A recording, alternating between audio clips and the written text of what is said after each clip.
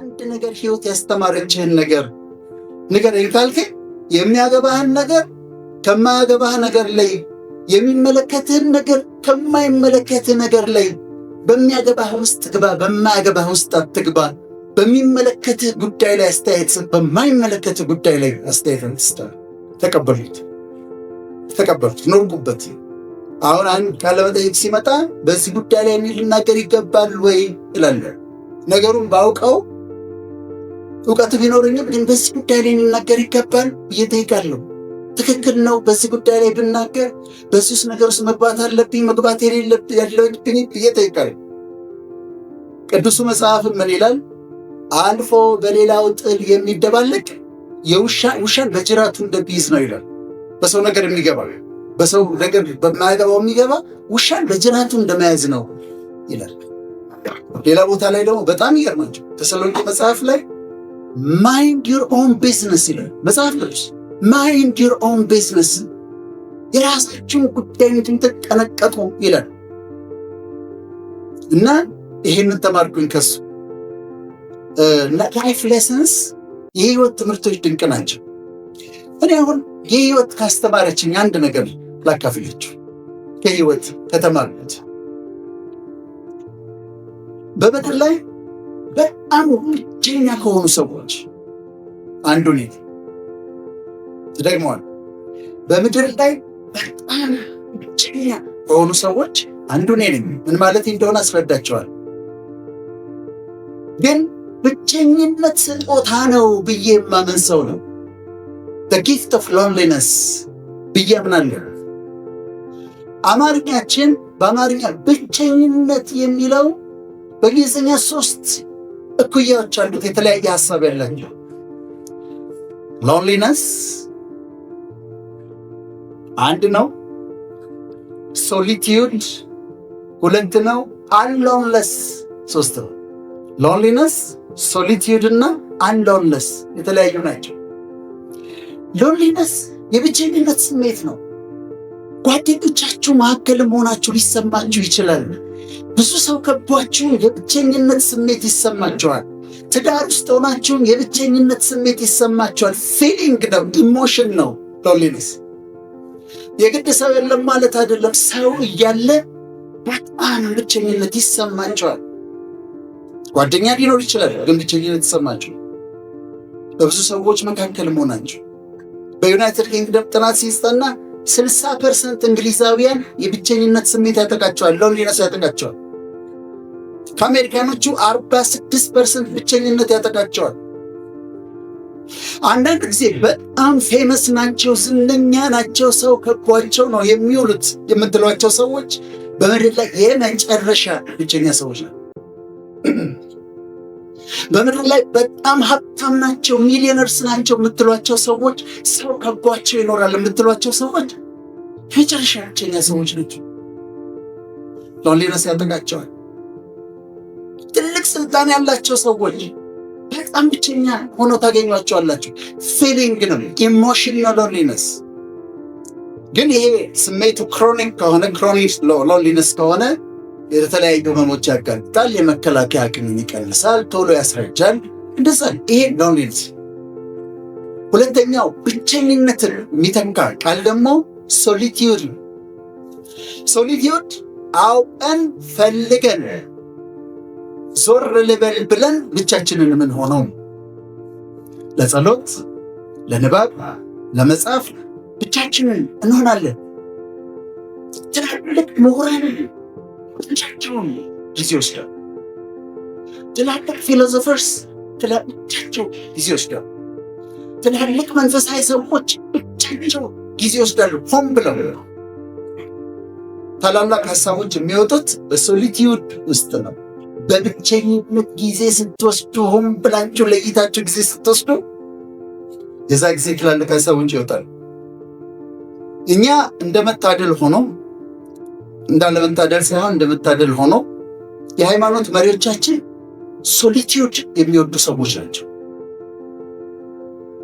ተቀዳሚ ሙፍቲ ሐጂ ዑመር ኢድሪስ የእስልምና ጉዳዮች ጠቅላይ ፕሬዚደንት ብቻቸውን ይፈልጋል።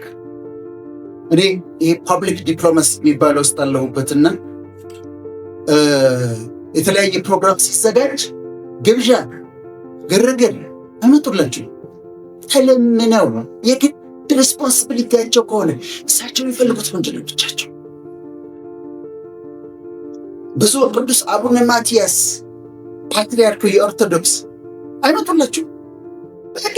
ግድ ካልሆነ አይመጡ። ለምን? የሚፈልጉት ብቻቸውን በእግዚአብሔር ፊት መሆን ነው። ብፁዕ ካርዲናል ብርሃነ ኢየሱስ ሊቃነ ጳጳስ ካቶሊኩ አይመጡላችሁም። ግድ ሆነባቸው። ሶሊቲዩድ ይወዳሉ። አዲክቲቭ ነው ራሱ ሶሊቲዩድ። ብቻችሁን ጊዜ መውሰድ አዲክቲቭ። ከወንጌላዊ አንዴ በግሌ በጣም ወደውና የማከብረው ፓስተር ዳንኤል መኮንን የሚባል አለ። ይሄ ሶሊቲዩድ ወንድንና ፈቅደን ከመጋቤ ሐዲስ ጋር ባለፈው ሐዋሳ የዛሬ ዓመት አካባቢ ይመስለኛል ተጋበዝንና እሳቸው መድረክ ላይ ሲናገሩ ያውቁበታል። እኔ አንደበተ ወርቅ ነው የምላቸው፣ ክርስቶስ አፈወርቅ ነው የምላቸው። እና ንግግር ካረጉ በኋላ ወደ ሆቴል ስንገባ ሰው ሊያወራቸው ይፈልጋል። እንዲህ ቁጭ ብለው እንደው ንግግር መድረክ ላይ እንደሚያስቡት ቁጭ ብለው የሚያጫውቱ መስሏቸዋል። እሳቸው ቀጥ ብለው ወደ ሩማቸው ይገባል። ጉዳይ የሚሉና ወደ ሩማቸው ይገባል። ለምን? ሶሊቲዩድ ይፈልጋል። በጣም አስፈላጊ ነው ሶሊቲዩድ። የመጨረሻው ሶስተኛው ደግሞ ሎንሊነስ አልን፣ ሶሊቲዩድ አልን። ሶስተኛ አንሎንለስ ነው። አንሎንለስ ላይፍ ስታይል ነው። ብቻህን ነህ። ጓደኞች የሉህም፣ ብዙ ጓደኞች የሉህም፣ ወይም ጓደኞች የሉህም። ምርጫ ነው፣ ግን አይከፋል። ደስ ይልሃል። ብቻህን ርክን ያክልህ ብቻ ነው። ኮምፕሊት ለብቻ ነው። ደበረኝ አትልም። ኢንጆይ ታደርገዋል። ኮምፕሌትነስ ይሰማል። ፍቅረኛ ልትኖር ይችላለች፣ ሚስት ልትኖር ይችላል፣ እሱ ሌላ ነው። ይሄኛው ግን ብቻህን ሆነ ያለ ብዙ ጓደኞች ፉልፊልድ ሆነ ኮምፕሊት ሆነ ደስተኛ ሆነ መኖር አንሎንለስ ነው። ለሶስቱ መፍትሄ ታላላችሁ። አሁን ለሎንሊነስ እኔ ሎንሊነስ ስሜት የለኝም፣ የብቸኝነት ስሜት የለኝም። ለምን መሰላችሁ? አክሜዋለሁ። እንዴት አከምኩት? ራሴን የሁሉ ሰው ጓደኛ አርጌ ሰጠው። ሊስትሮ ጫማ ሲጠርግ አዋራዋለሁ፣ ሊስትሮን አነጋግረዋለሁ። እንዴት ነው ስራ? እንዴት ነው በቀን ስንት ትሰራለህ? አንተማ በቃ ቶሎ ሀብታም ነው አይደል እለዋለሁ። ጓደኛዬ አሁን ጓደኛ እንዲመጣ አልፈልግም። እኔ ለሊስትሮ ጓደኛ ሆንኩት። ግሮሰሪ ገባና ከፍዬ ልወጣ ስል እንዴት ነው ሰሞኑ ስራ በዛባቸው አይደል? በዚህ ጋር ደግሞ ንፋስ ገባል ያስቸግራቸዋል እላታለሁ። ካሸሯል ጓደኛ አድርጌ ራሴን ሰጠኋት። መንገድ ላይ ቆሜ መኪና ሳሳልፍ ወይ ሲያሳልፈኝ አመሰግናለሁ ማይ ፍሬንድ ታንክ ዩ እላለሁ። ጓደኛ አድርጌ ራሴን ለሁሉም ጓደኛ አድርጌ ሰጠው። ፍሬንድሊነስ ያስፈልጋል ማለት ነው። ይሄ የብቸኝነት ስሜቱን ያጠፋላቸዋል። የብቸኝነት ስሜት ይሄ ሎንሊነስ ፊሊንግ ካላችሁ እናንተ ተነሱና ራሳችሁን ለሌሎች ጓደኛ አድርጋችሁ ስጡ። ሁሉን ሊስትሮን ታሪሽማን እንደ ጓደኛችሁ ፍሬንድሊ ሆናችሁ እንደ ጓደኛ ትሪት አድርጉ። ሶሊቲዩድ ደግሞ ፈቅደን የምናደርገው ከሆነ የግድ ያስፈልጋል። በቀን የተወሰነች ደቂቃ፣ በሳምንት የሆነ ጊዜ ለዩና ጊዜ ሰጣችሁ ለብቻችሁ ነው። በጣም ያስፈልጋል። ለማሰብ፣ ሜዲቴት ለማድረግ፣ ለማንበብ፣ ለመጸለይ ጊዜ ውሰዱ። በጣም አስፈላጊ ነው። ኮንተምፕሌሽን የሚሉት ጸሎት አይነት አላቸው ካቶሊኮች እና በጣም ነው በወዱ ጥብሉ እግዚአብሔር ራስን መክፈል። አንስ ደግሞ ብቸኝነታችሁ ጊዜያዊ ሊሆን ይችላል ወይም ዘለቄታዊ ሊሆን ይችላል።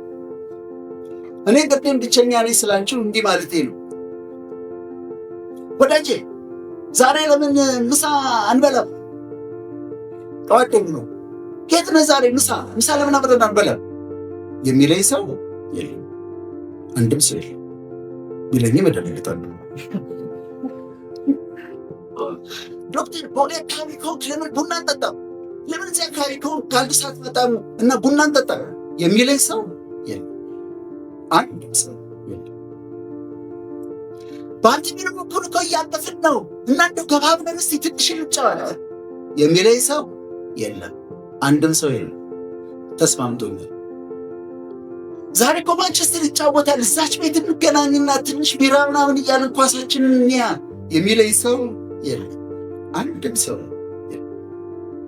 ባለመኖሩ ግን ቅሬታ የለኝ። ወዳጆች አሉኝ። በፕሮግራም በቀጠሮ አገኛቸዋለሁ። የምናወራውን አውርተን እንለያያለን። በቀጠሮ አገኛቸዋለሁ። የምናወራውን አውርተን እንለያያለን። ግን የሁሉ ጓደኛ ነኝ። ያ ደግሞ ለልጆቼ ጊዜ እንድሰጥ ጊዜ ሰጠኝ። እግዚአብሔር ይመስገን።